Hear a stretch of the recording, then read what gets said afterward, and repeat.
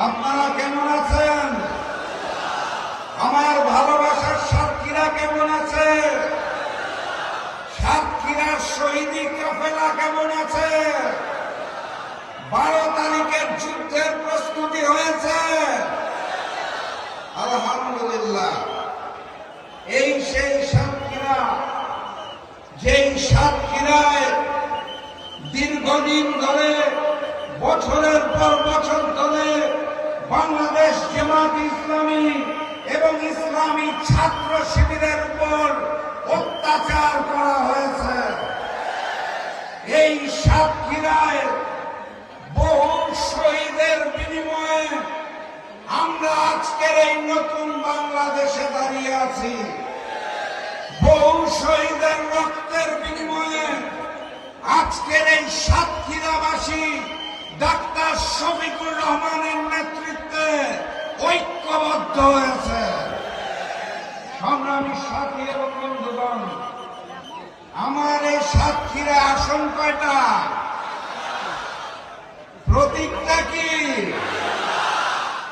দাঁড়িপাল্লা ব্যতীত 12 তারিখে সাতক্ষীরার কোন আসনে কোন জালিমকে সুযোগ দেওয়া হবে না ইনশাআল্লাহ। এই 4টা আসনেই দাঁড়িপাল্লার প্রার্থীদের জয়যুক্ত করে আগামী দিনের প্রধানমন্ত্রী ডাক্তার শফিকুর রহমানকে উপহার দিতে হবে। প্রস্তুত আছেন আপনারা? আগের রাত থেকে কেন্দ্র পাহারা দিতে হবে, পারবেন? ওই নতুন জালেম নিশ্চিত পরাজয়ে বুঝতে পেরে পুরাতন জালেমের মতো ভোট কেন্দ্র দখল করার পরিকল্পনা করেছে। আমরা শান্তিপ্রিয়ভাবে জাতীয় নির্বাচন চাই। আমরা মারামারি গোলমাল চাই না। কিন্তু যদি কেউ করতে আসে তাহলে এক বিন্দু ছাড়তে হবে না ইনশাআল্লাহ।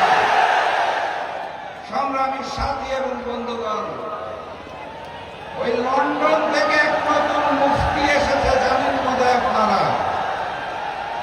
সেই মুফতির দল নতুন জালেম পুরাতন জালেমের ভাষায় কথা বলা শুরু করেছে।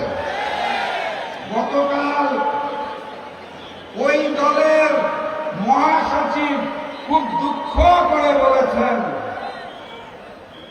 প্রধানমন্ত্রী শেখ হাসিনা ভারতে চলে গেছে, তার নাকি খুব কষ্ট হচ্ছে।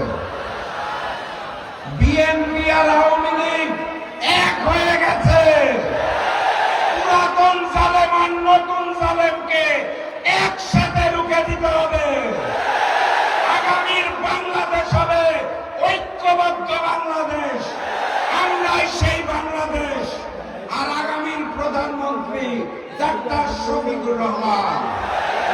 এটুকু নিশ্চিত করেন, তাহলে আগামীর বাংলাদেশে কোনো বৈষম্য থাকবে না, মানবিক বাংলাদেশ গড়ে তুলব আমরা। বক্তব্য দীর্ঘায়িত করব না। প্রধান অতিথি এসে উপস্থিত হয়েছেন। আবারও দেখা হবে, আবারও কথা হবে ইনশাআল্লাহ। বিজয়ের পথে যাত্রা শুরু, জীবন অথবা মৃত্যু। আসসালামু আলাইকুম।